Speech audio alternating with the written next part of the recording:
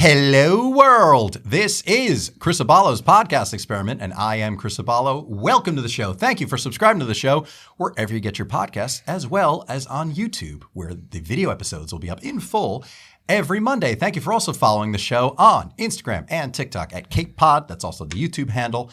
So if you want to find the show, you can search CAPEPOD on YouTube. And hey, go there, subscribe, watch all the videos, and new episodes every Monday. Well, it's been a long 2 years of me trying to get this going, and it's finally happening. So for making, well, actually, it's not a debut because I tricked you into a phone conversation 2 years ago, but regardless, or 3 years ago, doesn't matter. Anyway, making his actual debut, his authorized debut on Chris Aballo's podcast experiment, please welcome my father, Joe Aballo.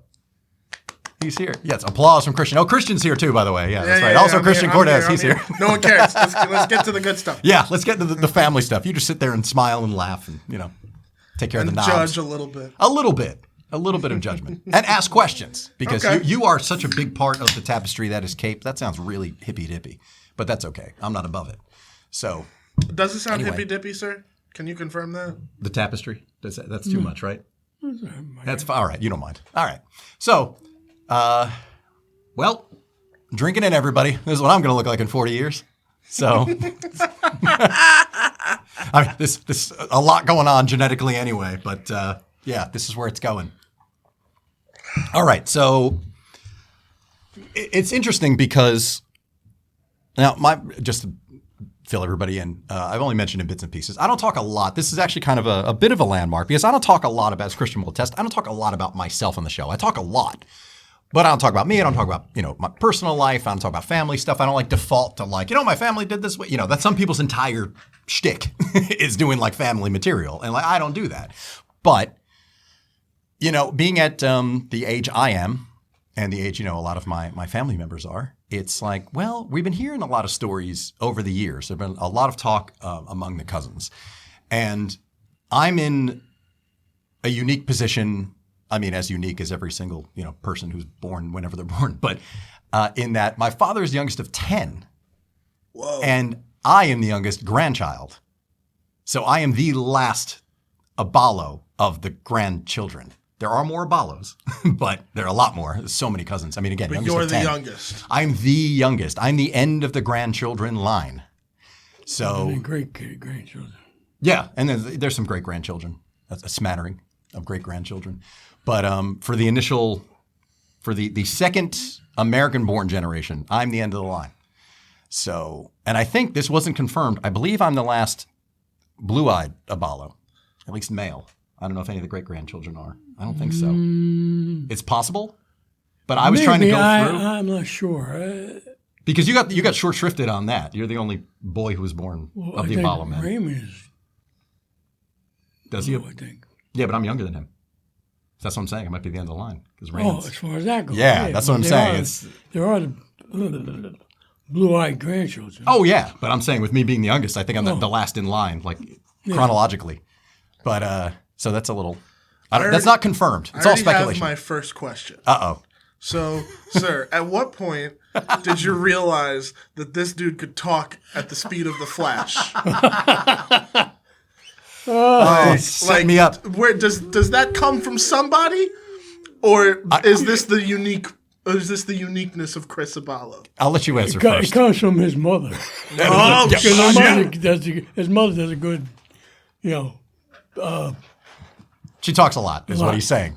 She talks a lot. If you're here, he's going to be here tomorrow. Oh yeah, he's going to be here tomorrow. You'll see tomorrow. I'll be tomorrow will be light lifting for me. I'll say that. No, well, listen, my answer to that is it truly is a combination of both because he's the wallflower of the 7 Aballo sons. They even referred to him as being the good one.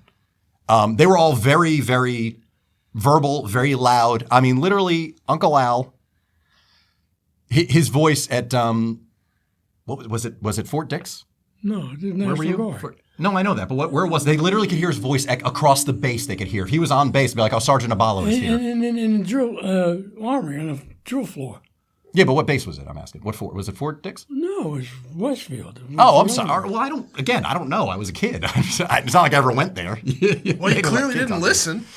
I mean, that's been a lifelong problem. That's why I need this recorded, because I'll remember nothing. Like, my rear view mirror is really bad. Oh, yeah, he when it comes to remembering stuff, forget it. Well, thanks. You remember that? Your sister's good. Oh, no, shit. Well, that's the problem. See, I got all the need for attention, and she got all the memory. Like, the three of you, the immediate family, I'm the only one who's a natural-born ham. But Carol's got an elephantine-like memory, my sister. She remembers everything. I mean, she could tell me what I wore, when we went out to dinner after my high school graduation or something like that. Like, ridiculous. That's an annoying memory. mean, that's absurd. But handy when we need to remember something. Like, I will, because I visit my parents at least once a month. And I will send a photo like, when was this? And she was like, that was after I graduated college and we went to the Olive Garden in East Brunswick or something like that. I'm like, how the hell do you remember that? Because I'm looking on the back of the photo and saying, there's not a year. You realize, like, now, I don't know how many, like, family photos you guys have, but, like, it might be beneficial while that person still has the fucking crazy memory to literally write on the back of all these photos. You know what? That's a really smart idea. This is what was happening at the same time, same place, same year. That's a really good, because I'll take pictures of them and then I save them on my phone, but then I'll forget exactly when they were from, and I'll have to text them to her and be like, what was this again? Yeah. Yeah, so no, I don't have a good memory for that stuff. That may be hereditary as well, but no, she has a ridiculous memory when it comes to facts. No, but all your brothers. Now, granted, I didn't meet Uncle Chubby and Uncle Wally. Mm-hmm. Well, no, I'm sorry. Uncle Chubby he passed away first, right? Before I was born? Yes, he passed away right after Grandma. No. No? Okay. It was Uncle Wally. Uncle Wally. Okay, see, again, I need to get the facts straight. So Uncle Grandmother Wally. died in October. Yes. And Uncle Wally died, I think, in January next year. Yeah. Which, as you've said, if it's a good thing it happened that way, because if she had to deal with one of her sons passing away, that would have killed her. Oh, definitely. Yeah, that's what I'm saying. Now, here's an interesting fact. I posted about this a while ago because I went and visited Grandma Celia on her birthday. By the time this goes out, it's a couple months ago. And it was in August. And interesting fact. So to predate even him. So I'm going to read it, actually. You know what? I'll pull it up on screen for the video so everybody can see it. He brings you in here to talk, and we're not talking about you. Like, we're getting there. We're easing into it. Well, listen, I thought I was going to have to, I thought this was going to be an arm twisting contest of just like, talk about this, please. But, he's warming up real fast. I didn't expect it, if I'm being honest. So who was this man? This is my father's father, Grandpa Emilio. Now, these are general orders. I'm going to read it. Again, this will be up on screen so anybody can see it. Our cousin Anthony, my cousin Anthony, shared this with us. May 4th, 1919, headquarters, 164th Infantry Brigade, American EF, France. I'm not sure what that stands for. It is with particular pride that the brigade commander announces to the command the splendid conduct of the following officers and soldiers in action against the enemy as described after their respective names. These splendid examples of courage and heroism are typical of the finest type of American soldier. Private First Class Emilio Aballo. And we're going to get a copyright strike for that. Sorry, that was the music. On the morning of October 7th, 1918, Private Aballo displayed unusual bravery during the advance over Hill 180 in the attack on Coney. Assisted by another comrade, he captured a machine gun nest and in a hand-to-hand fight bayoneted the crew of 5 men. On October 9th, he was severely wounded while endeavoring to enter Coney to reinforce his illegible, that says in parentheses, comrades. This order will be read to all organizations at the first formation after its receipt. So on October 7th, 1918, my grandfather shows incredible heroism during World War I. October 7th, 1976, his future wife, Grandma Celia, passes away. 5 years later, October 7th, 1981, I was born. There's something about October 7th in the family.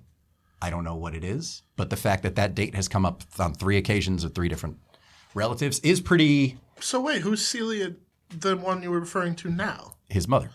My grandfather's wife, his later wife. But you just said you visited her. No, I visited her grave. Oh. Sorry, well, that's what I meant. Sorry. Yeah, I probably should have specified. I visited the grave. It's her and my grandfather and my uncles Andrew and Richard. No, I'm so sorry. No, it's okay. I should have specified. Like, but you visited her. What do you mean she passed away before you were born? Yeah, I was like, sorry. wait. I put all the pieces together. It's not like I've done a bunch of these or anything like that, okay? It's not like this is my 232nd episode or anything. Regardless. So that is an interesting little fact as far as like date-wise that I showed up because I wasn't due on October 7th. I don't know if you remember when I was. Again, this isn't trivia, but according to Mom, I was due like a few days later. But when in one of those, like you see in old movies, there's always a thing about like Italian, curses and all. Like that's where this comes from. It's been bastardized to this. The metal people use it, but it's like this is like to ward off curses. The Maloik. Okay. That's kind of where this started. Ronnie James Dio popularized this in the 70s. But curses and all that stuff that you hear about, the old country and all that stuff. Yeah. And it's one of those things where you could probably tell it better than me. I just want to, there's just something I got to say because I'm like, that stuff about your grandfather is just so cool. Okay. And your dad. Yes. So basically, your dad in World War One. Yes. Went to kick ass and chew bubble gum and ran out of bubble gum. Basically. Oh, that's dope. Yeah. He and his partner took out a machine gun nest hand to hand. That's pretty wild. That's insane. That's crazy. I get scared of a wasp nest, man. I can't even imagine. As a 24-year-old, it's like dude's younger than me. As my one brother-in-law said, my father didn't get the recognition that he should have gotten. Well, have him write the movie. Yeah. Have him write the movie. Well, that's one of the reasons I wanted to bring that up, frankly, because it's a difficult thing to reconcile because now when he went for reinforcements after that, I just read it. It was the 8th of the 9th, a day or two later, sent to help his comrades. That was when it was mustard gas, wasn't it? Yeah. Which, now, I don't know what you people know about mustard gas. But you don't like the smell of napalm in the morning. Correct. And now that goes wrong. He gets hit at closer range, anything like that. We are not here. It's that kind of thing.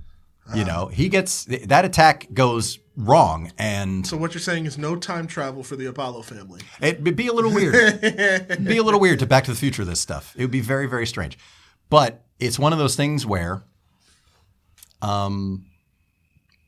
what happened was, at that time, as far as not getting the recognition he deserved, no. As far as that commendation, that's great. However, you're an immigrant. Fight for. I'm picturing the old newsreels, even though it's more World War II. It's just like fight in the Great War and get your citizenship. And meanwhile, despite that, he was not granted citizenship, but he didn't find out until World War II, after he'd been living in the United States for 20 years and had had a bunch of kids and married and renting a home and everything. Found out he had to register as a resident alien, which of course broke his heart. He became a naturalized citizen later, but despite that, he was not granted citizenship, even though he served in World War I and even got that commendation 7 months later. Did you find out any of this growing up, sir, or was it one of those situations where you found out way later? Because apparently they never discussed things. Yeah, it's that growing up, old generation thing. Like, nobody's business. I said to my mother, "Ma, how come you didn't teach us to speak the language?" She said, "No, you're in America." But my theory is when they wanted to talk and they wanted us to know it, whatever, they would speak in Italian. And that's, I think that's one reason why. So they didn't want you to know their secret language. They didn't want us to know the language, which I think is a big mistake. Yeah, but they also didn't want you to hear them talking shit. Basically. That was their out. Yeah, they're like, nope, you're not going to know about this. We're so proud of you. It's great, horrendous. Yeah, it's like, listen, we're very proud of our heritage. Just the language part is that's for us. We're not going to share that with you. It's funny. I mean, it's but it would have been a nice tie to the family to learn the language, of course. Yeah, sure. I think that's also why I wasn't taught Spanish, so that my family could just kind of talk shit and just not. I have the little ones know what that means. I mean, it makes sense. It could be. It's a great little secret code, but man, I'd be killing it right now if I knew some Spanish. Right? Just like how you'd probably be killing it if you knew some Italian. I mean, yeah. I mean, if he had the patience to teach it, that would have been something. Yeah. But, now thanks, Rosetta Stone. Nah. Also, did you know Go ahead. after that Skirmish? episode, Yes, in 1918. he was wounded and laid out in the thing like 4 or 5 days before they found him. What? It's in the papers. Oh, Jesus. Yeah. See, this is one Now, this is one of the... No, I didn't know that. After getting mustard gassed, he got wounded again? Jesus Christ. Now, see, that's one of those things that messes me up because, again, obviously history is littered with wars and... I don't know if it was the same time as the mustard gas thing. Okay, but it was still during World War I, obviously. That was when he served. He was wounded and laid in the... In fact, he got hit in the head, shot. What? Yeah. See, this is why this is why we're doing this. This is literally why we're here. You got to read the papers that you have home. No, I do have copies. Yes, I'm an irresponsible grandson. I do need to read. I don't know if I think it's in there. That's so cool. So there's actual stories about them, but printed. So you guys have copies. Thankfully, yeah, they're actually documentation. My cousins Anthony and Joanne are like the keepers of the tree. They're very good about organizing everything. They got the big ancestry. They're in touch with the cousins who are still in Italy, and it's pretty great to have that because I know a lot of people who don't have that, whose family there's not a whole history. My family. I was just talking with my cousin about this. Like, we don't know past 1950. Wow. Like, we have no idea about our family history before a certain point. Like, all we know is that our grandmother changed our last name to Cordes, and it used to be chords, like music chords, but she changed it to Cordes. So it was CH chords? Yeah. Really? Yeah, and that's all we know. That's literally all we know. Wow. There's nothing else before that. My father, he changed his name when he came here. Did he really? Yeah. Did he change it, or did Ellis change it? Yeah, he came through Ellis Island. Maybe I don't know definite, but I know the name was changed, and it may have been at Ellis Island. Okay. Because I decided it's what my mother's mother, when she came here, her name was Ricci, Ricci. Ah. All right, that's what her maiden name was. They put it as Rich, Rich. Oh, okay. They're like, no one's going to pronounce that Guinea-ass name. We're going to change it to Rich. Yeah. So did Aballo come with him? No. Or was that also changed? That was changed. His actual last name was Aballi, Abballe. That was his actual name. Yeah, so they changed it to the Latino name, Aballo, at Ellis Island. Because somehow they thought that was going to be easier to pronounce. And 6 letters gets mutilated. My father actually did it himself, or the customer, or whatever you want to call it, did it, you know? Because it's either or. Sometimes it's like, all right, we're about to embark. Let's give them something that sounds kind of normal versus what's normal for where we come from. Or if it was handwritten, it could have been written wrong. Because actually, if on that paper that I just read from, in the recognition, his name is written as Amelia, not Emilio. So someone hand wrote his name and misread it as an A instead of an O. Obviously, Amelia is a woman's name, and Emilio a man's name. But it could have been a case like that where they misread it and they thought, well, that's got it. Maybe obviously there's only one B, or that has to be an O and not an E. Like, it could have just been misread because who knows? Maybe that's also why you didn't read it much growing up, the paper, because maybe Grandpa didn't want you to because he was like, they fucking spelled my name wrong. Well, no, my cousin who retired from the Air Force actually was able to get these papers, thankfully. So that's why we have them, incidentally. That's so cool. You know, like, again, thankfully my family is invested enough in history that we need to know about it. And that's kind of, in part, what brings us all here. Now, obviously, I want to touch on, because I didn't know that he was wounded and it was late. They didn't find him for a couple of days. It's one of those things where, like, see, that goes wrong, I'm not here. It's one of those things, you know, as you go through life, you're like, you're kidding, right? So it's strange to think about. But, yeah, wow. Okay. There's no cake. There's no hello world. You don't know me. There's no short film called The Out. You know, there's not a lot of stuff. You're not, spending too many late nights here at a shared universe Bellworks because someone doesn't know when to shut up. Have either of you ever made the trek to Ellis Island to find your name on the wall? Yes. We went during a school trip, and that's why that was a weird experience for me, because alphabetically ABA is pretty close to the front. Yeah. So as I'm going with my friends, and one of my friends' last name was Aguilar, who we went there as well, and his grandparents, I believe, were immigrants. I think as far as the closest relatives who were immigrants, I believe it was his grandparents. So there was a point as we're going with friends up alphabetically, because it's a wall with everybody's names. And it was raining. Like it was very cinematic the way it happened. I think this was 8th grade, maybe 7th grade. I don't remember which one. Pretty sure it was middle school though. And we're walking along the wall, and one by one, my friends are stopping. And then as we go along, eventually, my friend drops off, and it's just me walking to the wall, and it's a light rain, and I'm looking alphabetically, and I'm telling you, it was a cinematic. I can still picture it now. And this is pre-camera phone and all that stuff. I mean, I may have had a disposable camera or something, but probably not on this trip. And then there it is. I see Emilio Aballo.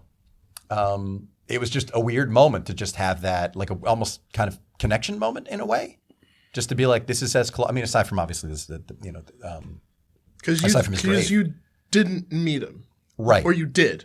No, he didn't. Passed away when you were 15. Yeah, 15. 1957, January 1957.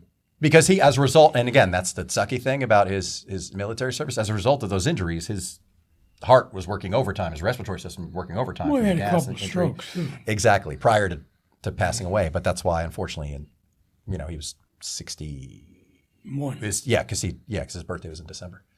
I mean, not bad for back in the day. No, not too bad, and for being injured. But unfortunately, like it's one of those things where when I kind of reduce it down, I just look at it as just like, wow, trying to become an American is ultimately what killed him health-wise because of, joining the Army and sustaining, the injuries in the war and all that. It's one of those things I think of like, wow, if he doesn't do that, again, this version of us doesn't exist. And I've watched a lot of movies, so I realize that's why my mind goes there. I'm thinking wow, this could have played out so much differently. But it's true because, again, a lot of people don't know. You don't know what happened, in the past necessarily. And thankfully, we have this line that goes that far back. But that's why I wanted to kind of start there to give a little context. Now, another fact before we get to the Newark, bygone era Newark, which we'll talk about plenty because there's a lot. But that's why I kind of want to warm up to that. So it was his brother was in Indiana. And he was supposed to, when he came through Ellis Island, he was going to go to meet his brother in Indiana. Yeah. But he settles into Newark. I don't know what happened, but what I heard, only a hearsay. Well, of course. But that's all we got now. I guess his brother was the first child. Right. Mm-hmm. All right. They sent your grandfather back 2 times for some unknown reason back to Italy. Right. Then finally he came back. Third time's the charm. The third time. But he had to be sponsored by his brother because his brother was already in Indiana. And he was because you needed somebody to sponsor you to get you to immigrate. You needed a sponsor, yeah. Right. This was pre-war or post? Actually, that's a good question. It's got to be pre because he wasn't a citizen. He had to actually live here to be drafted, essentially, right? Or sign up for the Army. So this must have been pre. So this is early 20s, late teens, I suppose. Wow. I'm sure my cousin has all the stuff. There's documentation and all that. And because of ancestry and all that, there's a lot of public records and whatnot that you could find. So as far as what specific year, that is a good question. But see, I found that interesting because, again, we could have, the Aballos could have grown up in Indiana. It could have been completely different instead of Newark in a kind of stereotypical Italian-American way. Newark or one of the boroughs of New York. Now, answer me honestly. Has Newark always been this shitty? What was that? I didn't hear. Has Newark always been that shitty? No. Okay. No. Okay. No, it's degraded over time. It started to go downhill in the 60s. 60s. Okay. Yeah. Now, I would imagine because I was born in Newark, and really, yeah, no, there's a timeline where I live in Newark for like the majority of my life. Where? I don't know the hospital, I forget, but I know I was born in the city there, raised in Jersey City, and then when my family saw the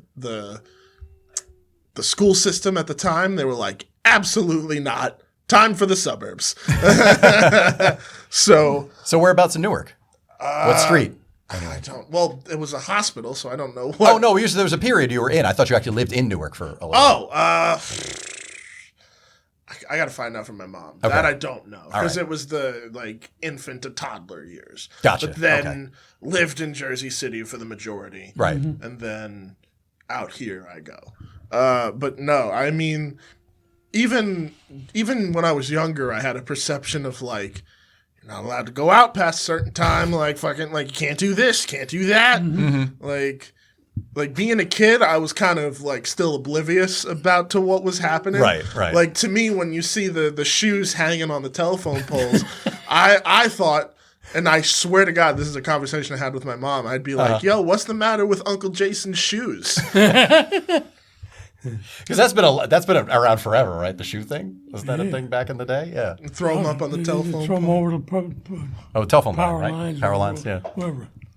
But yeah, no, As a sign. Years back, it was a good city. Yeah. So that's where you come on the scene. Okay, as the 10th child. And that's where you're raised, Of the Amelia early years, Newark? Yes. Newark, 5th All Street. my life, up until 60 what? Pre-riots, so what, 67? When'd you move to Belleville? Riots. They they didn't move because of the riots. Actually, Wait, moved let me think. pre-riots. Wait. 66, I 67? came out of the Army in 66. I think we moved out of Newark in 67. Okay. Yeah, because riots were the year after 68, 69. I forget when the Or riots after, were. maybe, because when the riots happened, I was with the Army Reserve up at Fort Drum, New York, when the riots happened. Okay. Interesting.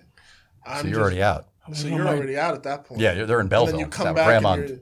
and then the city's on fire. Basically, yeah.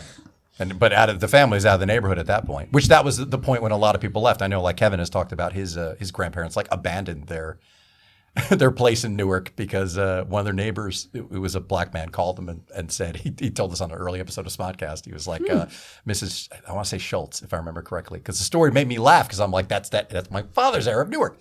I think it was Mrs. Schultz. He's like, you don't want to come back because the expression used was we're taking over. Oh, man. Just like that, yeah, but that's what happened. That's legitimately like what happened. I don't know definitely, but it may have been right after the riots that we moved. Oh, really? Because that's a Newark riot. Yeah, I mean, if only we had a connection to the internet or something, we can look this stuff up. I want to say it was 68, 69. But yeah, because the riots were in 67 and 67. Oh, so you knew offhand? Okay. Yeah, I'm trusting him, dude. I wasn't there. Google. This is long before I got on the scene. He was around. But like, I'm trusting him. I heard anecdotally, I heard that the family moved before the riots, not because of the riots. But again, that's why I'm trying to clear this stuff up because I've gotten bits and pieces over the years, and I don't know the history. The movement didn't have anything to do with the riots. It didn't. Okay. Well, see, that's why I thought it didn't. It was prior to. The neighborhood was changing. Your cousin was born. Which one, Joe? Joe. Okay. Everybody's named Joe in the family. And they didn't want to raise him in that environment. Right. So they decided to move. Got it. And that's when we moved to Belleville. Right. You were in Belleville. Okay. After Newark. So yeah, 1941, you come on the scene. They're living in 5th Street. They're renting, which I actually didn't know that. I actually thought they owned that house. I didn't realize they'd rented that house for so long. They bought 5th Street. They did buy it? They did buy it. Okay, because Joanne informed me they rented. They may have, that I don't know. Okay. They may have rented it for a period of time, but then they wound up buying it. Okay, so at the point when you were, most of the time you were living in the house on 5th Street, they owned it.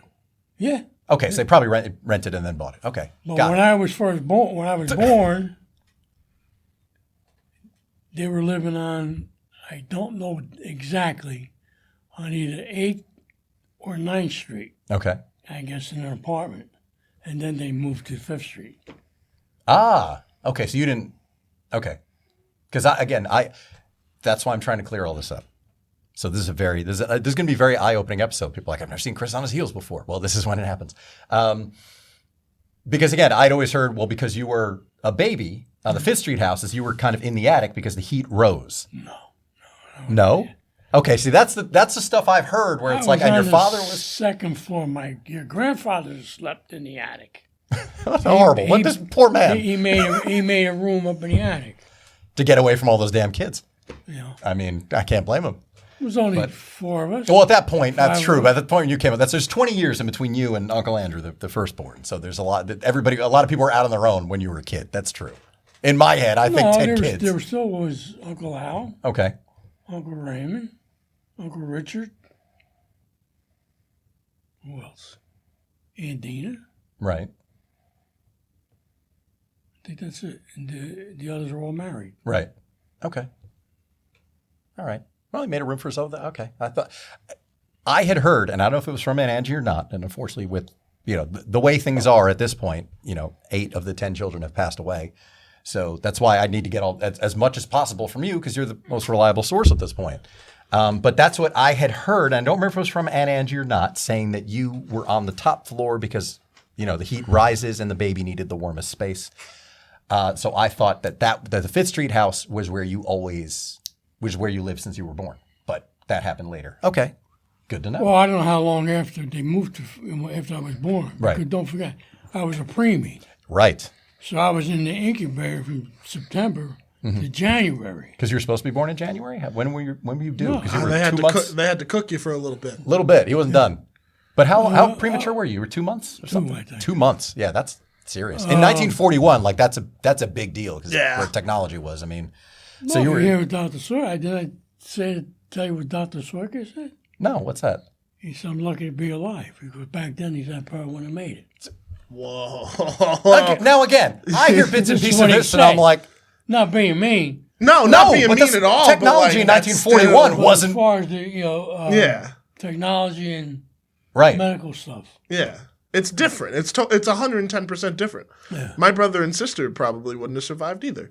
My brother and sister were like that premature as well. Oh, wow. Not like I think maybe probably the same amount of time. 2 months? Yeah, but like, thank God for modern medicine. But I mean, like, yeah. But it's crazy to think like things that for us are just so now. Oh, they just get cooked for 2 months. They're Common. fine. Yeah, it's common. They're so common.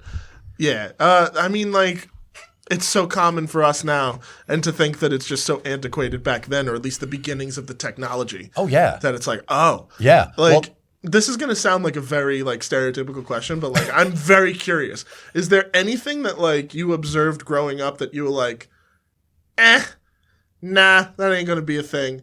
And then years later, it's like, oh, it's a normal thing. like technology or a trend, that kind of yeah, thing? like something like, was there anything you picked up on?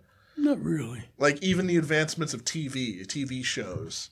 We're like, no way anyone's ever going to have more than one of these in their house. Was it or something like that? Like in Back to the Future, nobody has 2 television sets. It's 1955. What's a rerun? Yeah, exactly. Well, and he loves that movie, and I think he has a lot of affection for it because he was in high school in 1955. So all that completely resonates. So when Oh, that's wild. that was, yeah, That's one of my favorite movies too. I know. And you were So born. I mean, I have no relation to the era of the 50s Or the 80s. or This kid was born in Leave me- 1995. leave me alone. It messes me up. That I'm Just because you're 14. mad about it. I'm not mad about it. I mean, listen, I didn't ask to be here. That's his fault. I didn't But, either, damn it. I hear you. But You know, in fact, I've had a discussion with my mom about this. Like, you didn't ask me if I wanted to be around. she's like, you showed up anyway. Well, that's now interestingly. Now, again, this is another one of those things where you think, okay, everything could have played out differently because, as I said, he's the youngest of 10. Grandpa Emilio was a mason, right? Yes. And it was stonework he did mainly, or was it everything? Because again, I've heard Basically everything. it was a base. Okay, because again, I've heard bits and pieces. I've heard about Uncle Al told a great story to me. I meant to say this earlier. Go ahead. What was ironic, my father worked you lived in Jersey City, right? Mm-hmm. You know where the Coney shipyards were, right? Yeah. My father worked there Okay. during the Second World War. It had to be. When they're just churning boats out. Yeah. Oh, that's cool. And he was on this particular ship. And he said this, I don't know who it was. He said, my son's coming home on this ship. Sure than shit. He came home on that ship. Really? Oh, that's Who was Uncle? crazy. Uncle Chubby? Yeah. Yeah? Wow. That's just another thing, that's ironic about, like he's talking about October. Yeah. Well, and one of those things, like I said, the like the dates, and one of those when he and my mother announced to the family that I was going to be born, Uncle Richard said, "Yeah, he's going to be born October 7th." Yeah. Okay, so Uncle Richard legitimately said, I could play a video, but I'm not, I am going to keep that private. I don't air too much stuff. It's like, he's going to be born on October 7th, and It sounds like every stereotypical trust. The movies, it's all true. No, all the stereotypes come from somewhere. I believe it. I'm just like he has a bit of a Jersey accent, but it's not nearly as perfect. Again, he's the quiet one. He always was the quiet one, which is why it skipped him, and I got the rest of the genes. But you got the Johnny Carson syndrome. Oh God, yeah. Don't help. Anyway, he's worked with me for 3 years. He knows. He knows. Anyway, so. He said he's going to be born on October 7th. And then fast forward, I am born on October 7th. And Mom had feelings about that. And she said to Aunt Angie that she had mixed feelings about, October 7th was when, your mother passed away. Mm-hmm. And Angie told Mom, she said, no, don't worry, but don't feel bad about it. Mom wanted to make it a good day. Yeah, take back the day. I understand. And it's one of those things where I'm like, well, yeah, because October 7th was a heroic day. For Grandpa Emilio, was a sad day for the family because Grandma Celia, and now a good day again because of me. And again, my son's coming home on this crazy. Yeah. And Uncle Al, I told the story 2 years ago. I don't know if you remember. My Uncle Al just passed away. The last of my father's brothers to pass away. And I remember we talked about the battleship. Oh my God, Missouri. Thank you. Battleship Missouri, and back in the day, this is during World War. It was Korea. I'm sorry. That's right. I'm thinking timeline. Yeah. It's a battleship. The thing's moving all the time. Man goes overboard. You got to leave him. We can't lose 2 men. No man's going to survive. Well, my Uncle Al, and again, one of those things where everybody's got a goddamn nickname, and they all did, and that's a real thing. It's like you're not going to believe this. Uncle Chubby's name wasn't Uncle Chubby. It's not on his birth certificate. But like my name's not actually Kahuna. Yeah. Oh, shit. Right. But surprise! Everybody's got a nickname. That's why when you watch stuff like Bronx Tale, go to Frankie Coffee Cake because he had a face like a Drake's coffee cake. It's all that stuff like that comes from somewhere. That's very. And I know every community has it, but like all of his brothers and sisters, they all had nicknames. What was yours? Do you remember? Mo. Joe. Yeah, because Joe Mo. No, okay. So it was Mo, Uncle Mo, Joe Mo. Yeah, who was the cool uncle because he was younger. I have a very specific history question only because I'm a history fanatic. So it's cool that your family kind of catalogs where people were at certain times. Mm-hmm. So is your father in the U.S. around 1916? Yeah, because he must have been because if he was in the war in 1918, he must have been. So was he in the service by then at that point? By 1916? I'm only curious. Let me ask. I think he got drafted. Okay. Right before the war. Oh, right before. Because I don't know if you ever heard of this, but there was a huge military espionage explosion in New Jersey called the Black Tom explosion. It happened in 1916. So I was curious if because it was military doings and stuff like that, it was because of espionage. I was just curious if maybe he had any, or if anybody knew if he was or had any sort of perspective on it. But I'm only geeking out because I'm just because the era because we're talking about the era. Yeah, I get that. So I apologize. No, I like I said, I really can't speak on him. I sent a text to my cousin to see if she could give it a year. Drafted right before the war. Yeah. Maybe this year was before or whatever. Okay. This was maybe during when it first happened. Yeah, no, maybe he was drafted during the wartime, and that's when I don't. That's what could. Yeah, no, it's one of those things in history. They didn't talk about stuff like this. Even my brother. No, like now it's like, oh, you want to know, but back then it's just like, you don't got to talk about it. We were all in the military. Mm-hmm. Yeah. Right? My brothers were in the Second World War. One brother was in the Korean War, but nobody ever talked about that experiences and what happened. Yeah, when they were. Yeah, no, I'm not surprised deployed. Either. Yeah. Like my one brother, when you were talking about Uncle Chubby, I think it was the day the war ended. He was riding on a tank. He only got decapitated. They had the wire across the road. Oh, right. So when you stick your head up, somehow they saw it, and he had this scar across his neck. I don't know if you ever saw it. No, I didn't. I think he had a scar across. Jesus Christ! But they stopped just in time. That's holy crap! Right? That's wild. Yeah. Nope. We're made of different stuff. And I've been saying this, even my other first cousins who are older than me, obviously, because there's a big gap in between our parents' ages. But I've talked to my cousins about this. Like, we're made of different stuff than our uncles were. Just than the next generation. Like, something got watered down, but we're just like, See, I'm made of aerosol fluff. It's confirmed. Like the stuff you eat at Thanksgiving, I'm the Stay Fluff marshmallow man. You're like marshmallow fluff. Yeah, there you go. Yeah, I don't know. When I hear stories like that, again, that's one thing that just messes me up where I think, this is a different generation. It's also crazy because then you're like, I never saw the... I know, that's the other thing. Like, as a kid, that would have freaked me out. I mean, it would freak anybody out where it's just like, what's this? Especially if they're telling you a story like, I almost lost my head. What? It's one of those things. I don't know. So, speaking of Newark, back in the day, because Newark always has been and still is like a hub for immigrants. The demographics has changed, but when you were growing up, it was Italian, Irish, Polish. What was kind of the breakdown of the neighborhoods? Because every neighborhood was kind of separated. Like I think most of the neighborhood was Italian. Right. Had a couple Polish, German, in the mix. Right in there, right. But the majority of that pocket. But the majority were was Italian. Italian. Yeah. Okay, got it. Because there was a variety of markets and things like that, like like you see, like you see in movies of the time, of the era. They had sections in Newark. I was born. Well, yeah, I was born in North Ward, Columbus Hospital. Okay. 12th Street in Newark, right off of Bloomfield Avenue. Newark through and through. Credentials are in order, people. So the neighborhood was known as the ward. We lived in the North Ward. Okay. Then further down was called the Ward, which was 7th Avenue, Garside Street. Oh, I can't think of the name of the streets, but going toward Broad Street in Newark, going toward downtown. Okay. That was the Ward. Gotcha.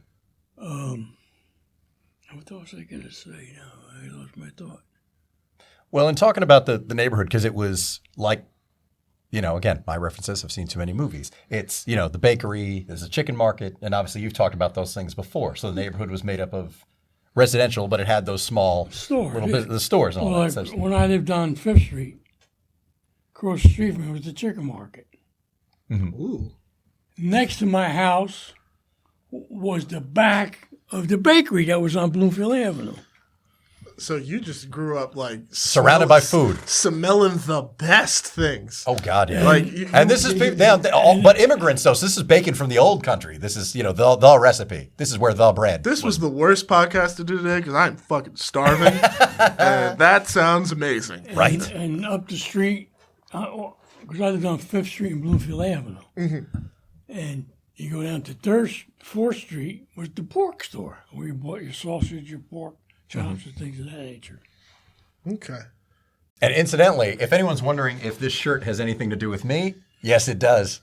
Oh my God. I bought the shirt, I picked it out, and I was like, you should wear that. We're talking Newark, actual Newark, not, Tony and Sil and Paulie. We're not actually talking, that. That must have been infuriating for you to watch and be like, all right, that's pretty accurate, but then hear all the shit that they get wrong. But at the same time, flattered by it, because when he goes back to seeing Tony's father and Uncle June, his young men and all that, they legitimately shot in Newark. They shot, big chunks of the show. Oh, yeah. But going back to that era, when we watched a bunch of episodes together earlier this year, you and Mom had watched a series during lockdown, but I'd watched it for the first time at the beginning of 2023. And that did kind of resonate with you, like that, seeing that era. I mean, even though Tony's, I think, was born in the 60s, so he was a little kid, but still the time you lived there. That must have been funny to see, because you don't see Newark represented like that.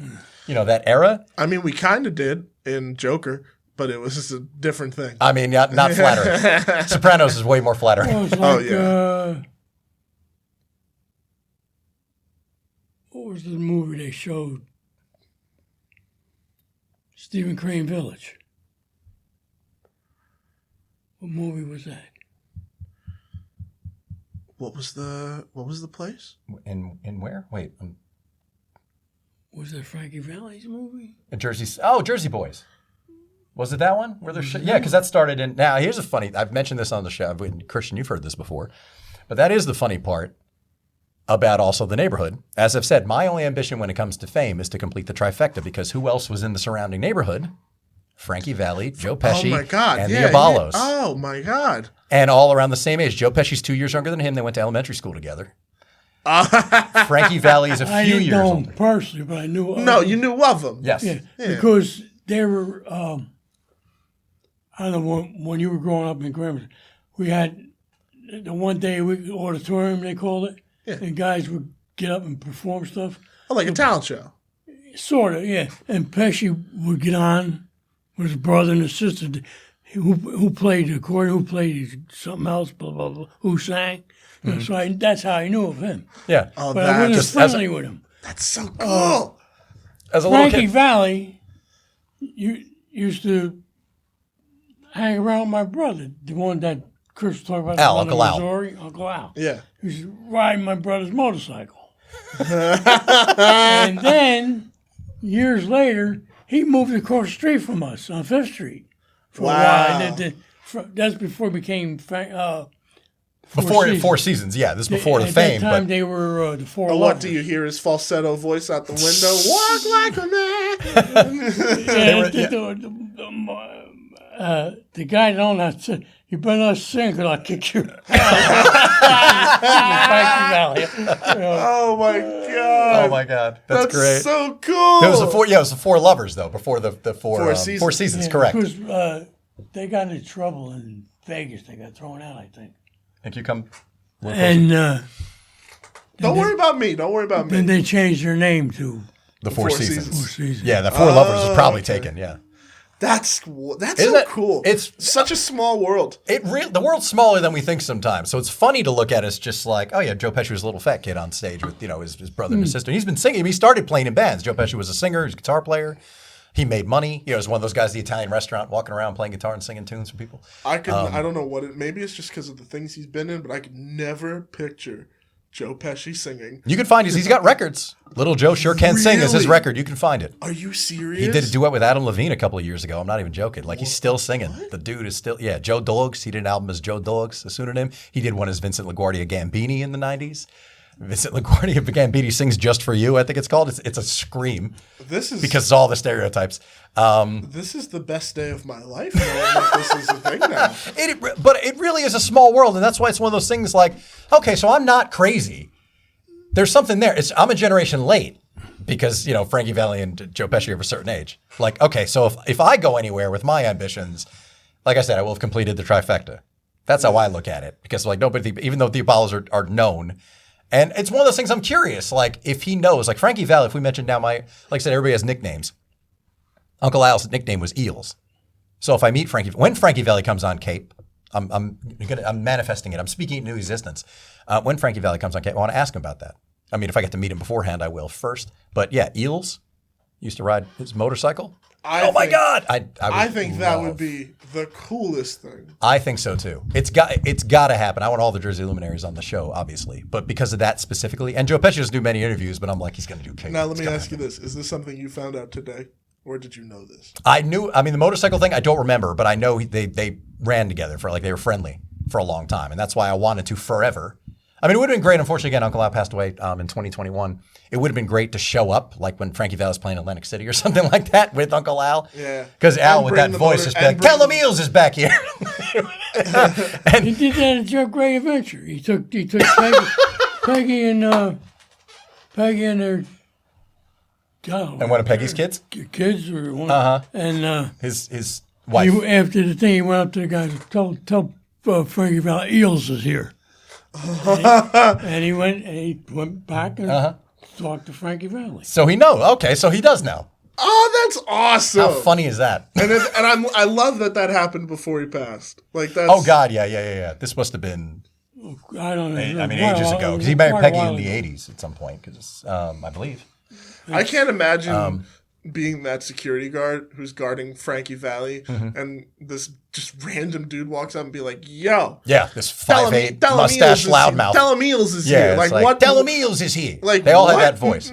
What? No, sir. I will Yeah, not it's tell like, him. who? Eels is here. Like, is that a code? Like the dog barks at midnight? What do you mean Eels is here? And then he would have said, "You jerk off." Yeah, he probably did. I mean, this is New Jersey. Well, again, they're a mouthy bunch. He's comfortable and he likes talking, believe it or not. So like he's happy to talk to you about all this, but he's the wallflower. Everybody else, all the other Aballo men are loudmouths, you know. Wow. Yeah, very loud. You were the nice one. Even Uncle Raymond said, but I forget whose wedding it was. Oh, when you were at the same table. Oh, they put me next to the good one. I don't know if you remember that. I think that was. Oh, so you remember that? Well, it doesn't matter. Well, no, it doesn't matter. But I know it was somebody's wedding, and you were at the table. I think it was Debbie's daughter's wedding. Oh, okay. And it was always sent me next to the good one. So like even he was regarded by his brothers as the good one.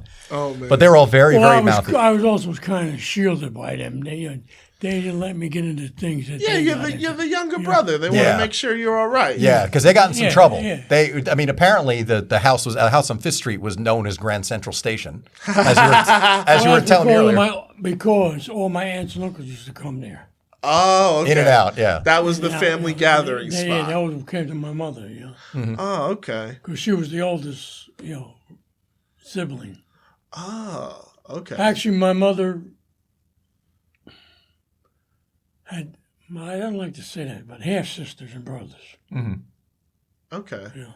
So siblings. But still siblings. Yeah. But they're all still, they're still family. As my mother used to say, my right brother, which was from the first, my grandmother's first husband. So full brother as opposed to half brother?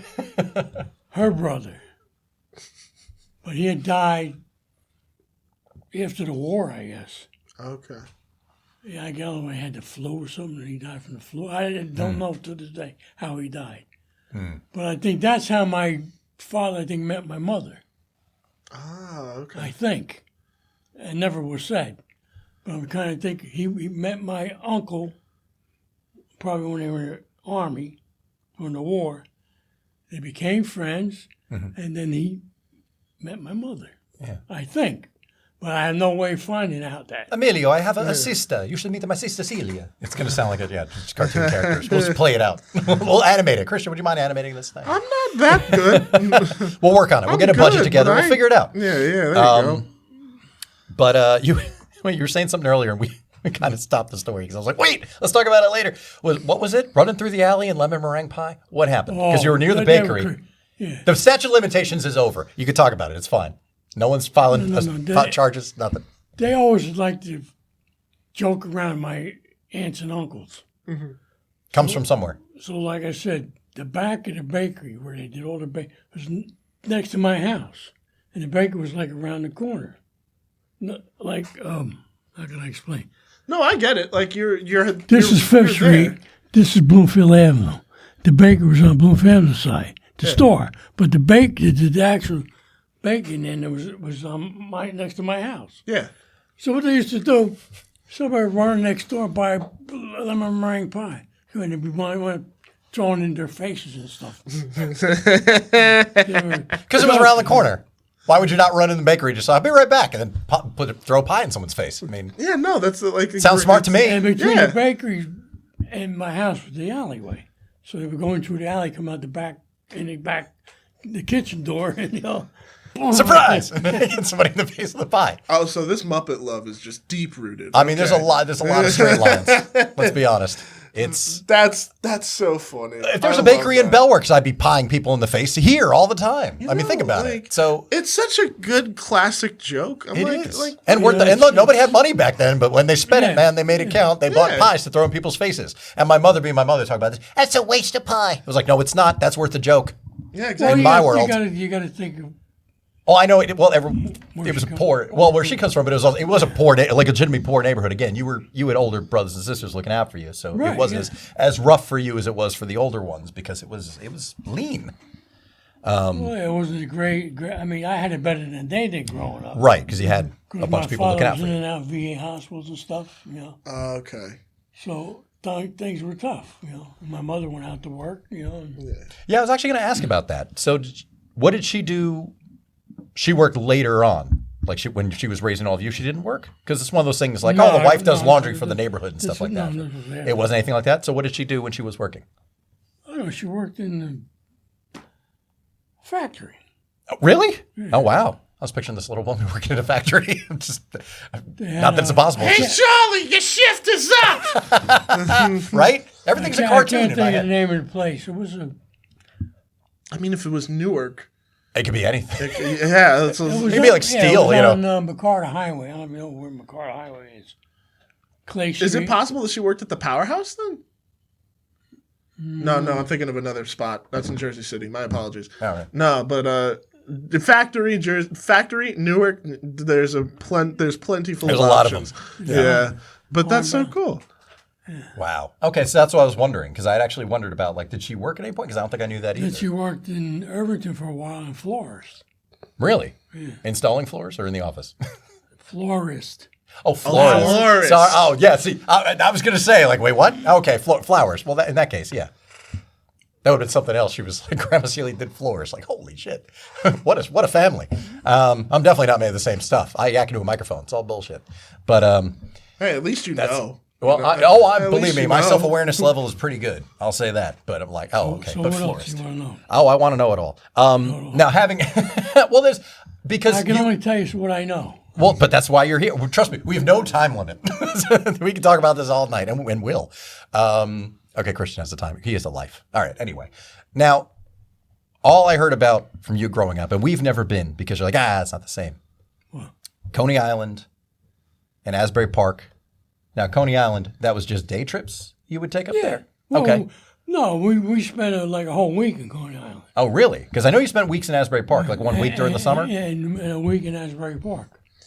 Wow. We used to get on the subway from where we lived in Newark Just come in a little bit, please. and take it to Penn Station in Newark, get on the Hudson Tubes, take it into the city, transfer it to the other train to Coney Island. And we stayed there for like a week. You get like a house?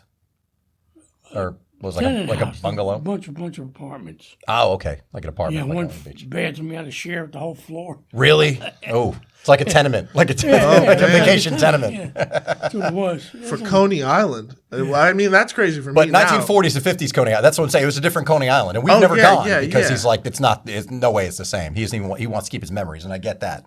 We've never been. Park, we used to go down, take the bus down to downtown Newark, the public service terminal, get on the bus, take it to Asbury Park. It used to take us 2 blocks from where we were staying. How close to the beach would you stay? Block or 2. Really? We weren't that far away. That's amazing. So 2 weeks in the summer, you went away somewhere. You were able to go to Coney Island. You did both every summer? No, Was the thing? one or the other. It was one or the other? Oh, okay.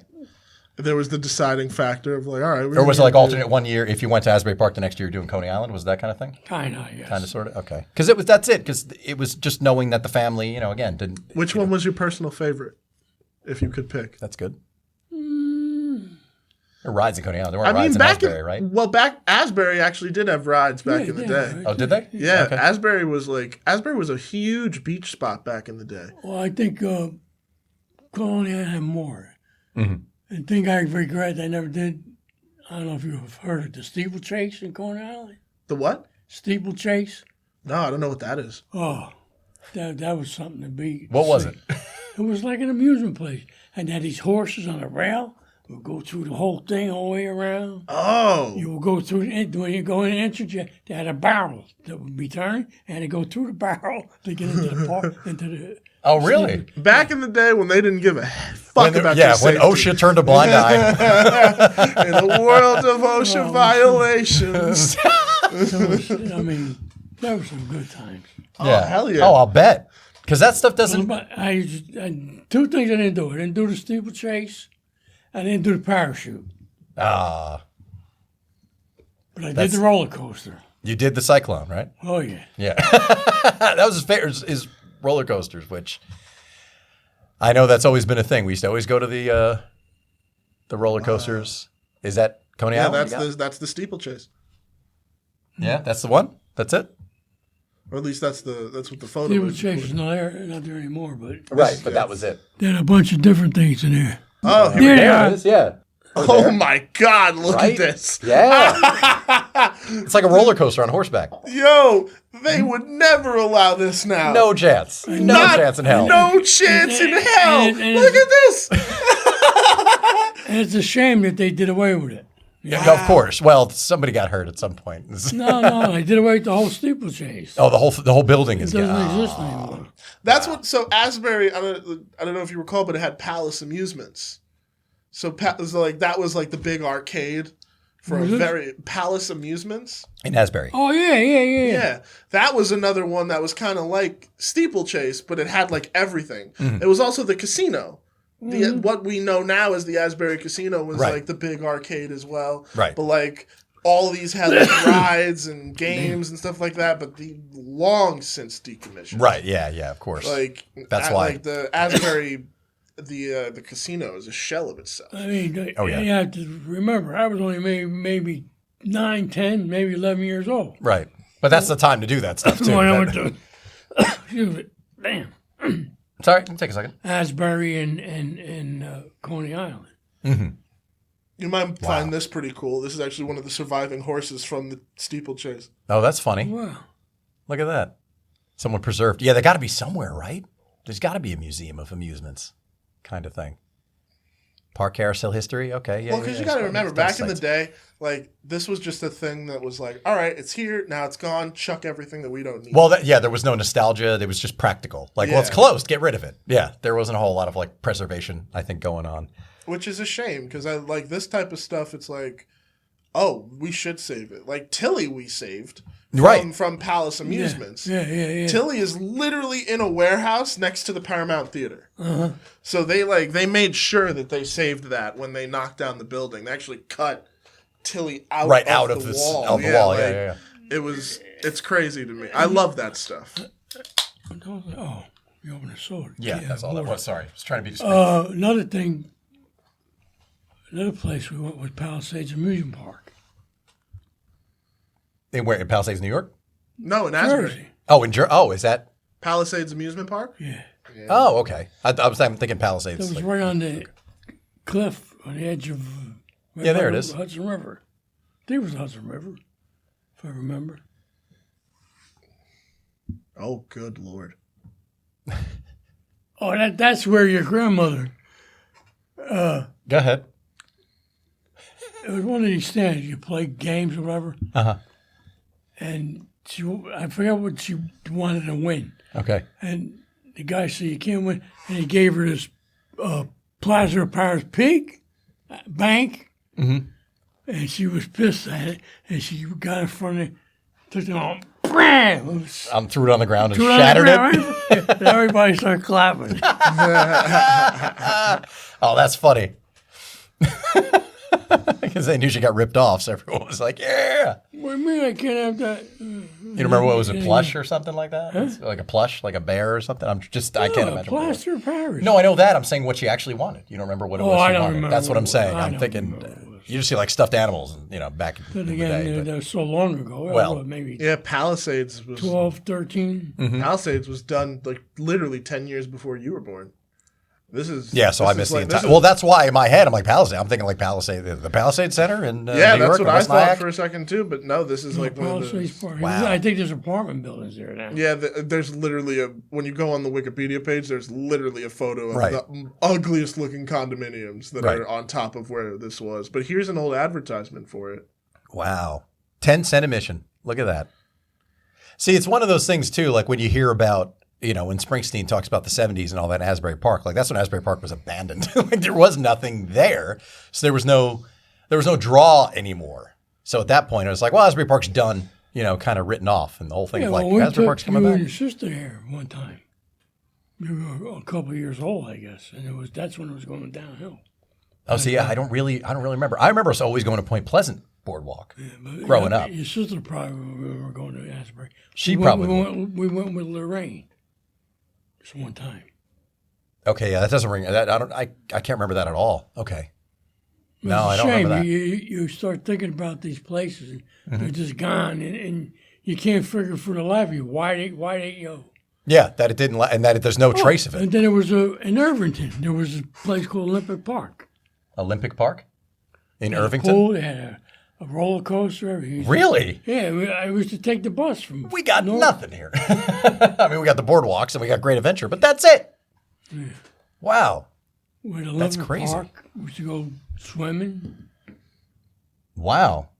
Maybe And the old days weren't so bad. And they had a roller No, coaster. they freaking weren't. Yeah, I mean, like- maybe for you guys, you were. I mean, a little right. different. Your complexion, it might have been a little harder. Yeah, but, just a you know, little bit. Still. One of the things that I read in the Palisades thing that stands out, I was not allowed.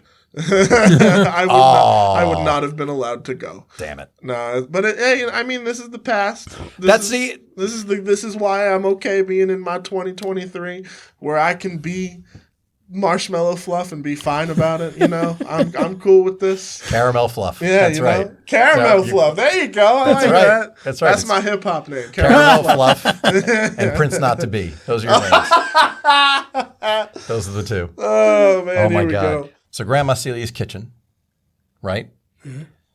What was that like? I know that What do you mean? she made, well, as far as like what she was making. I know she wasn't a fan of fish. That's probably why you don't eat fish, because she didn't really make fish that much.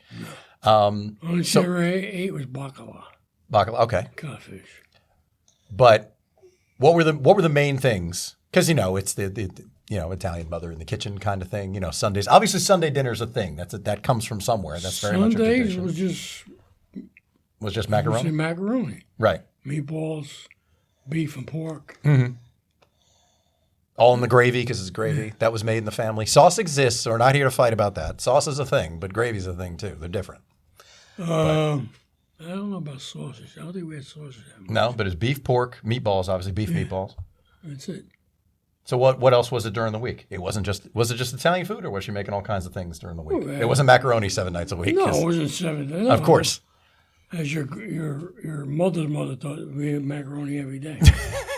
Speaking of stereotypes, like Italians ate macaroni every day. We had pork chops. We had steak, roast beef. What else? I can't think.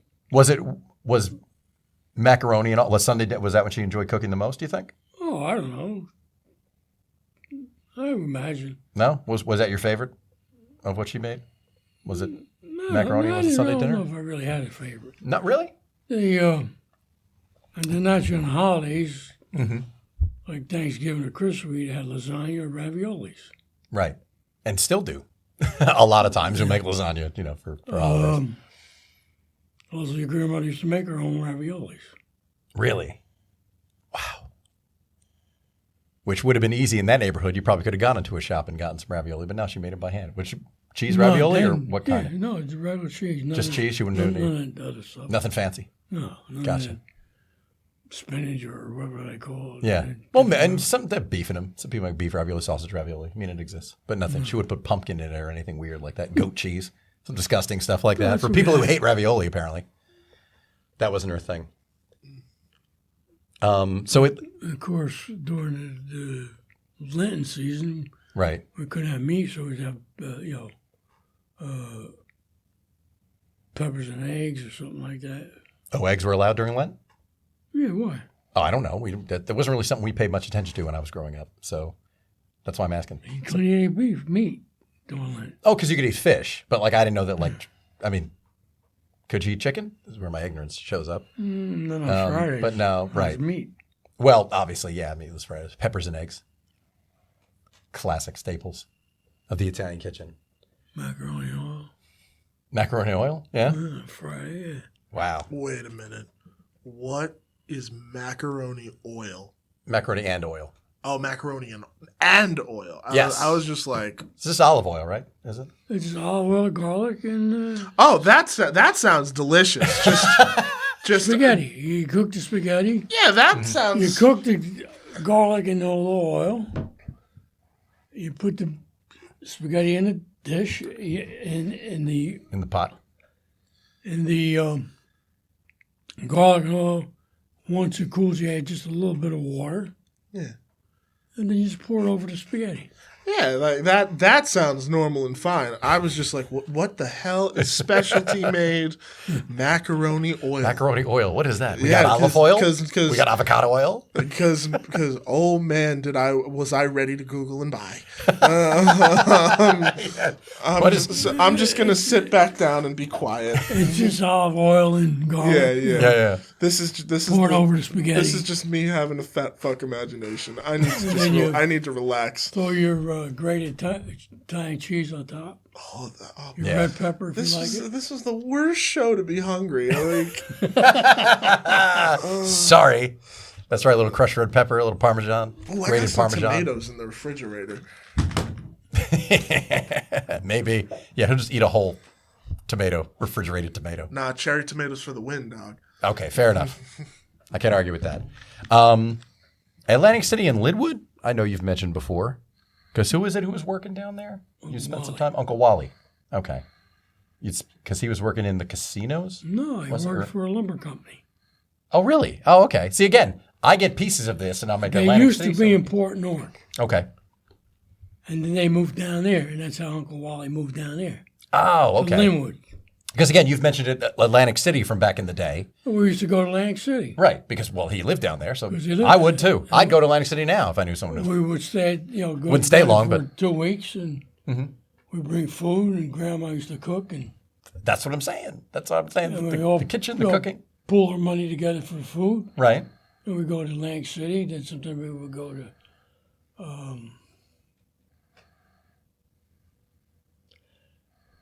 Margate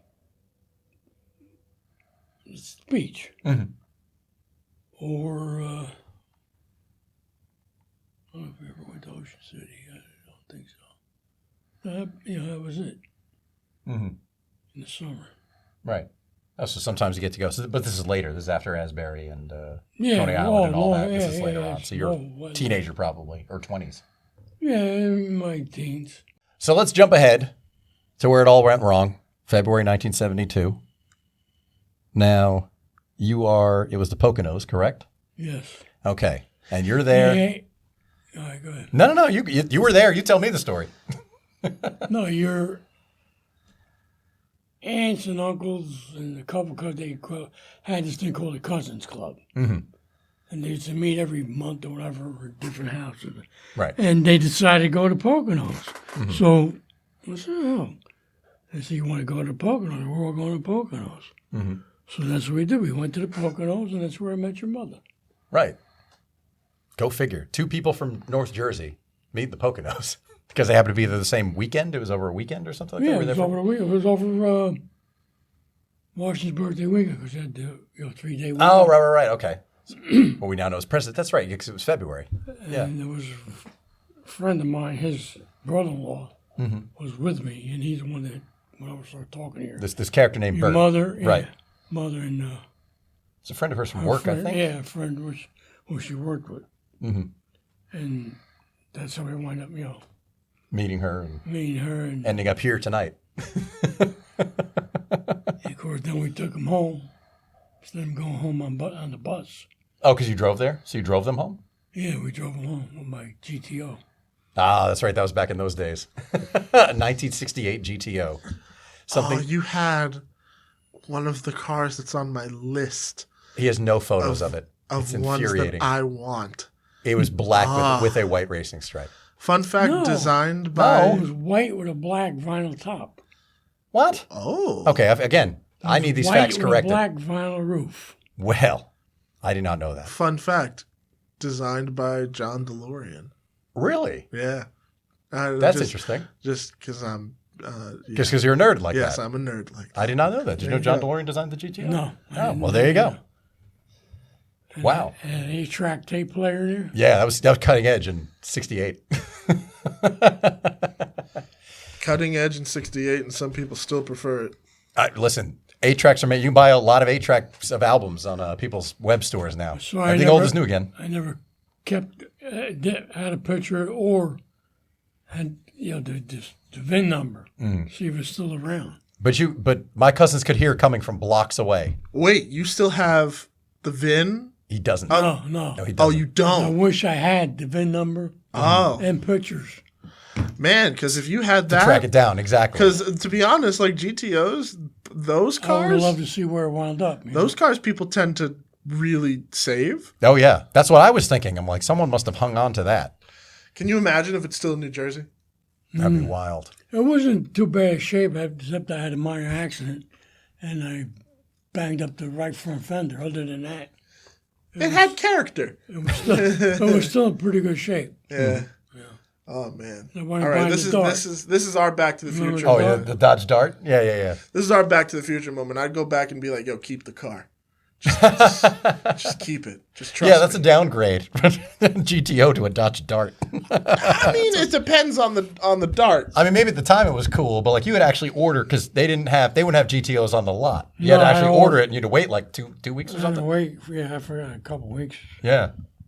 My apologies. I didn't mean to derail this about cars. I love me some old cars. No, it's fine, but that's something like my cousins talk about this thing, and nobody has a photo of it, which is astounding to me because it made such an impression on everybody. It was like blocks away, you get Uncle Joe's coming. They would hear it, you know. They knew, or my mother knew when he was coming by, which I'm sure her parents were thrilled about. Boy, were they sticks in the mud. They must have loved the fact that you drove a GTO. It's not nearly as affectionate a conversation with my mother about her parents, let's put it that way, but not even with her. But yeah, that's all I heard about growing up. And even still now, the GTO, when I see my cousins at Thanksgiving and Christmas, if I just say, Dad's GTO, that car was, everybody went nuts for it. And I have no reference for it. Is there like a minute possibility that any paperwork exists on this car? Or has there been too many moves and too many? He doesn't save anything. I don't think so. What I was thinking, I don't know if it's possible, if you could go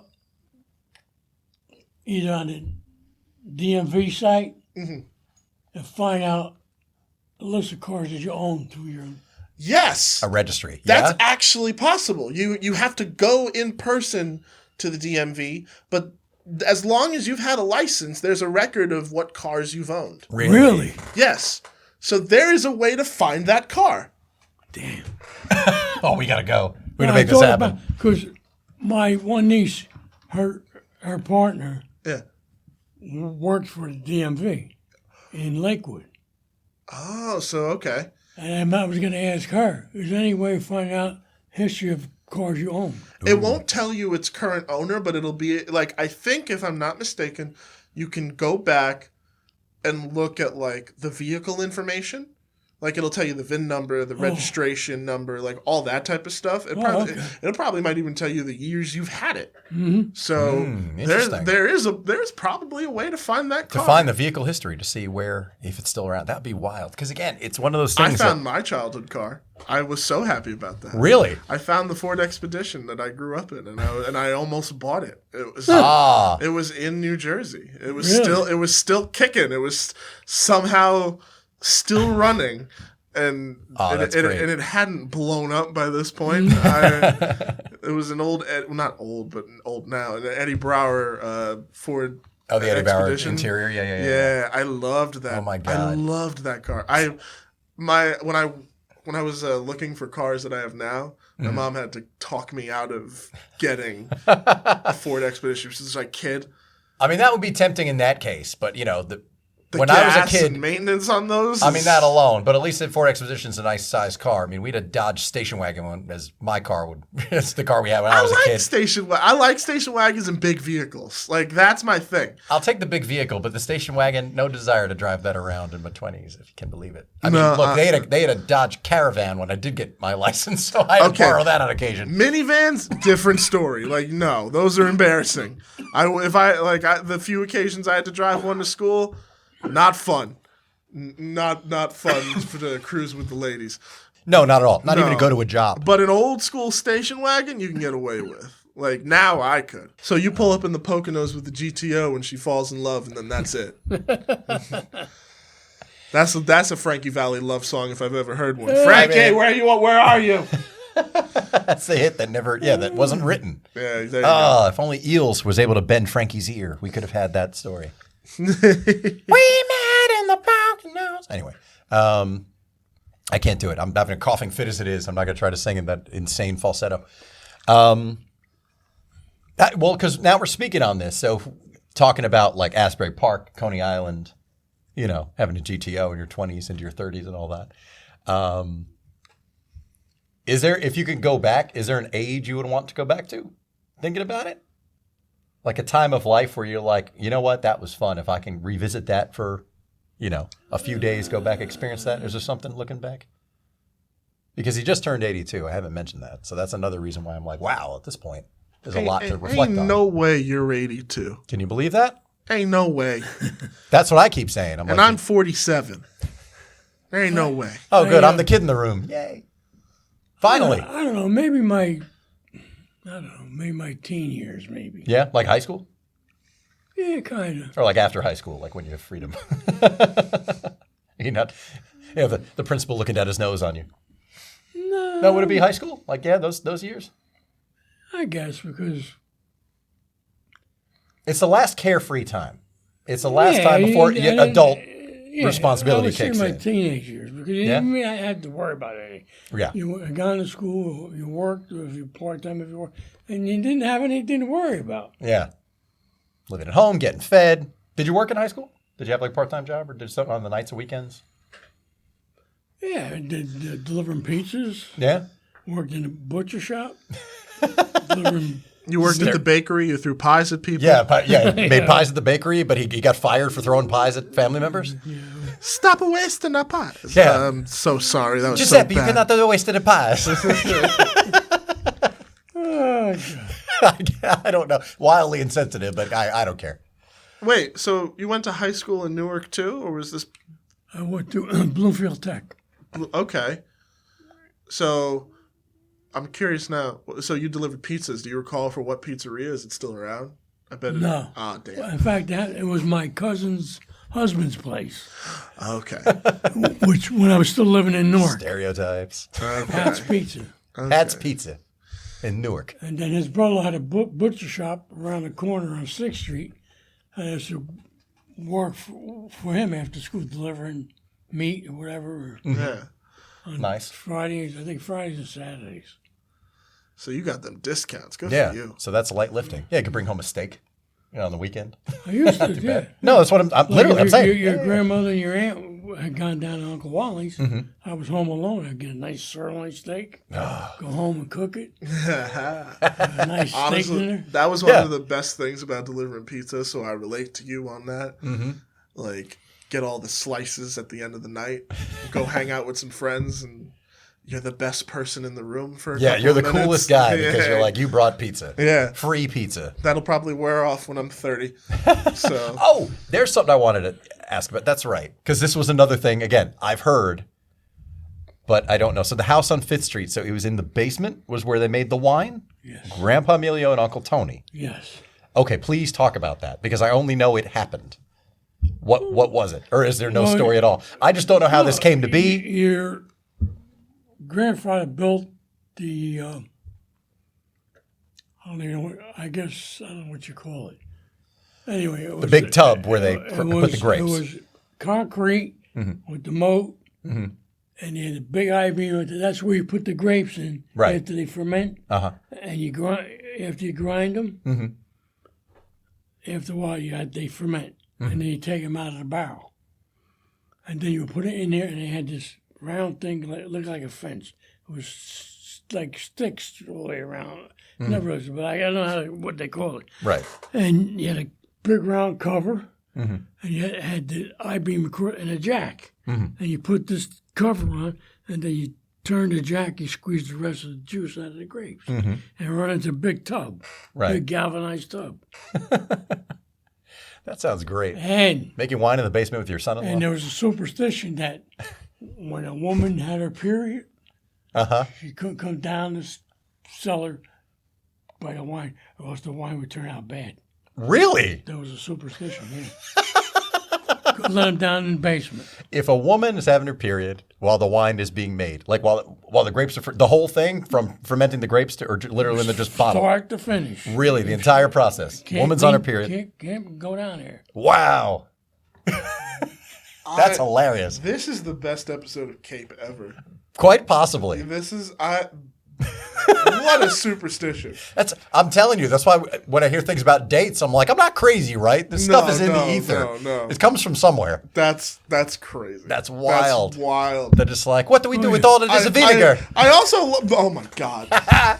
Yeah, exactly. I also like that. Yeah, right. That's what I'm saying. It's all vinegar. I also like that your family was just like, fuck going to the liquor store. We'll make our own shit. Yeah, we'll make our own wine. Yeah. Yeah, like why? And fuck it. Oh, so your family were the Dukes of Newark. That kind of, yeah. Just the good old Aballos. Well, it was because Grandpa Emilio, and then Uncle Tony was Portuguese. So it was a uniting of the cultures of the wines. That's where they made, in the basement, making their own wine. Over wine. I like that. That's really cool. Isn't that cool? They would bond over wine. The wine cellar had a block wall like this, L shape, because you had the outside wall. Right. And that's where we used to store the wine barrels. Ah. We called it the wine cellar. I mean, literally a wine cellar. Yeah, and yeah. We had a window we opened a little bit for cold air. Uh-huh. I remember going down Newark off of McCarter Highway to buy the grapes. Oh, really? Because you got to participate. That's cool. You order the grapes, and then they deliver them to the house. Mm-hmm. And you see they used to come in wooden crates. Mm-hmm. And you see piles of wooden crates outside for garbage day. And then a whole lot of empty glass bottles about 2 weeks later in the garbage. From all the wine. Did they say, now was the wine kept, or did they hand the wine out to neighbors or sell it or anything? It was family reserve. Family. Gotcha. Well, that's why I'm asking. This is a long time after Prohibition, but still. And then after a while, we would make wine vinegar out of it. Of course. You bring some poor cousin brings their significant other over for dinner. Yeah. Makes the unfortunate question of, "Oh, this wine's delicious. Where'd you get it? None of your fucking business." Yeah, exactly. Or it's like, she's not yeah, you're not married yet. She's getting you wine. Pull the glass away. First question. Second question. Are you on your period? Oh my God. Yeah, there's another superstition. I never heard that. That's fantastic. Yeah. I mean, There's another superstition? No, he's saying that is another superstition. Oh, man. I've never heard that. That's good. Yeah, oh my God, I that's a remember good one. I was only, let me think, 12, maybe 13 years old. Mm-hmm. Oh, wow. When they were making the wine. Also, you didn't even get to try it. I mean, I'm sure he tried it. I'm sure he got his hands on a glass or two. He ain't a saint. Trust me. We're not in his family. Didn't I tell you to stay out of the wine supply? Get out of here. Didn't I tell you? Giuseppe, I tell you to go. Well, listen, I can't remember. I'm not going to show everybody, but what was it? When you were 15, was it? You cut school and got your tattoo? No. When was it? Because again, I hear versions of this and I don't know what's true, but you cut school and got a tattoo. I played hooky from school one day. Uh-huh. And we went downtown Newark to the movies. Uh-huh. What'd you see? I don't remember. Okay. Well, I'm just wondering. And we were walking around because the movie wasn't open yet. Okay. And I was on Market Street in Newark. Mm-hmm. And I said to this kid, I think I'm going to go in here and get a tattoo. $2, I got a tattoo. I had to hide it, I mean, yeah. Well, you also had to, because it had, do you want it? I mean, you don't have to show it. I was going to pull up your sleeve and show everybody, but it's a heart and it's got kind of a banner on it. I know we get a good shot of it. I mean, it's 100 years old at this point. But yeah, but it had your name originally. And, I don't know why he did that. Yeah, that's kind of, just in case you forgot your name, I guess. Where the ribbon is was my name. Uh-huh. But when I was in the Army and I was in Texas, right, I had it redone. Oh, is that when? Okay. I didn't know if someone found it, got in trouble, like, no, Mom, I got it for you. No. Right. And then I had them ink this out. Right. Put Mom up top. Okay, so your name was in the banner. Yeah. I see. I didn't know that. So all I know is it said it had your name, which I was like, that's an interesting choice. Uncle Ram's got one. Mm-hmm. Has one on his arm. What's his name? Ray.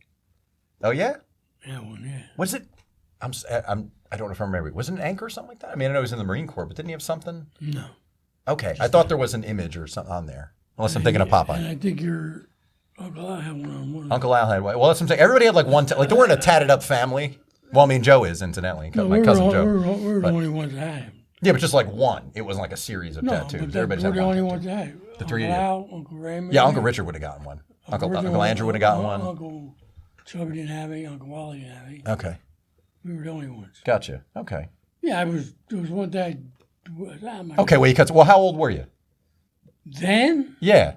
You were like, I heard you were 15, but again, I don't remember where that came from. I was older than that. What, 17, I 18? think it was maybe 17. Okay. Well, still. 16, 17. Yeah. Well, I was 16 when I got my ear pierced, and you should have seen the look on his face. Because I had to get consent. My mother's in Spencer's holding my hand. No, I'm exaggerating about that. But still, Spencer's in Freehold Mall, Valentine's Day, 1998, I got my ear pierced. And as I told the story to great amusement to my friends, if you go back to Cape 230, it is a video clip that's out on the socials. But Uncle Richard sees it. I walk in because it was in February, so we get together at my cousin Marilee's for Easter. And my Uncle Richard sees that. He's like, "What'd you do to your ear?" He's carrying on about it like I walked in, like I had my tongue split into, like I forked my tongue or something like that. Like it was serious. So he literally said, "Your grandfather would be rolling over in his grave if he could see what you did to yourself." And I'm like, I got my ear pierced. Like it's not even an unknown thing. That was when you dyed your hair, I think. No, that made it worse. It was both.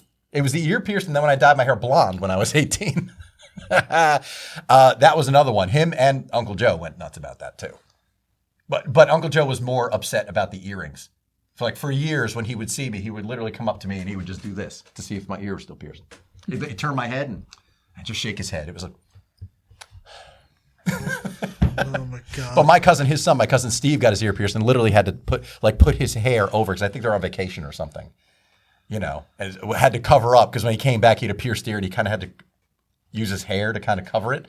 But meanwhile, his older brother Frank's at the table going like this, trying to tip off his parents. Yeah, when I was younger, oh my God. My mom, she was like, "I didn't make you this good looking for you to put some bullshit on your arm." So she was like, "So no tattoos?" Yeah, no tattoos. Meanwhile, I want one. I want a sleeve, but even then, the thought still rings in my ear. Okay, would it be like Muppets and Thomas and all that stuff? No, actually. That's literally what I think of when I'm like, Christian with the sleeve is going to be the most childish sleeve tattoo you've ever seen. No, I wanted to do a film strip wrapped around my arm. That is cool. I thought that'd be cool.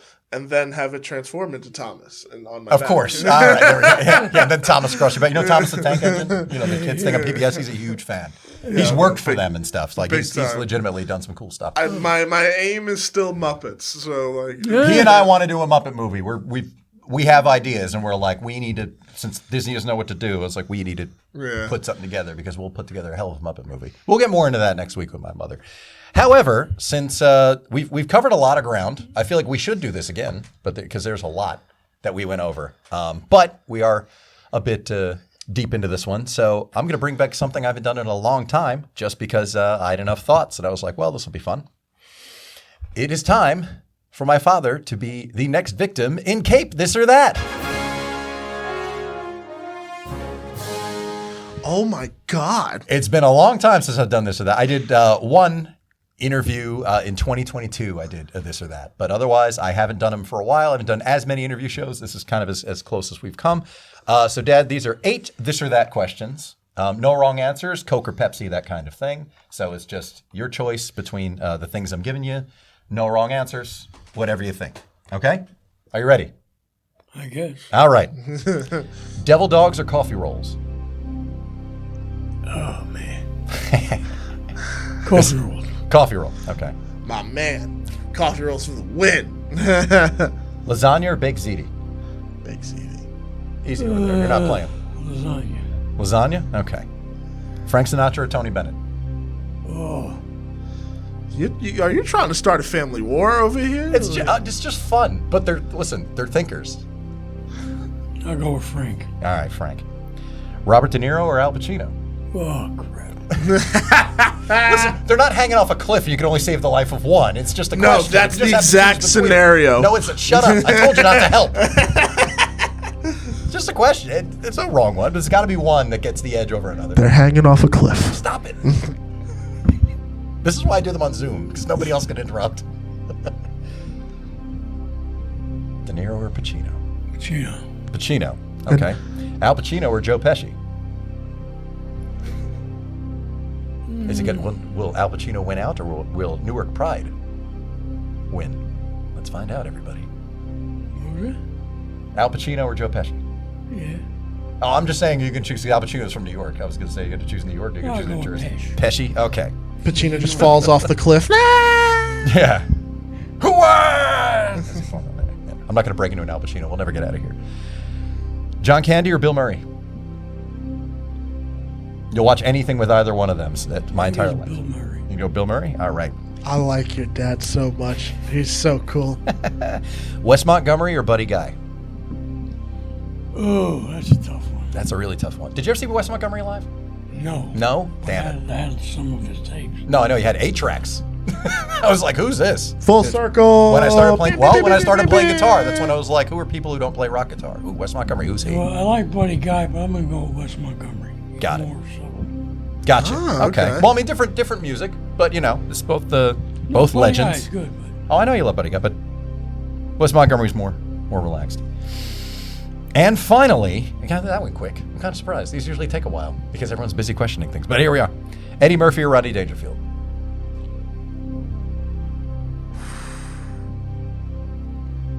Oh, man. I'm not even answering, and that's tough. I know. Well, these are all very personal. Again, that's why these are all highly, very much tailored to his interests. And they're hanging off a cliff. There's a lot. There's a lot of great movies. There's a lot of great stand-up. It's a tough one. Both pretty good, so 48 hours. There's a lot. There's a lot in there. damn. That's a tough one. Mm-hmm.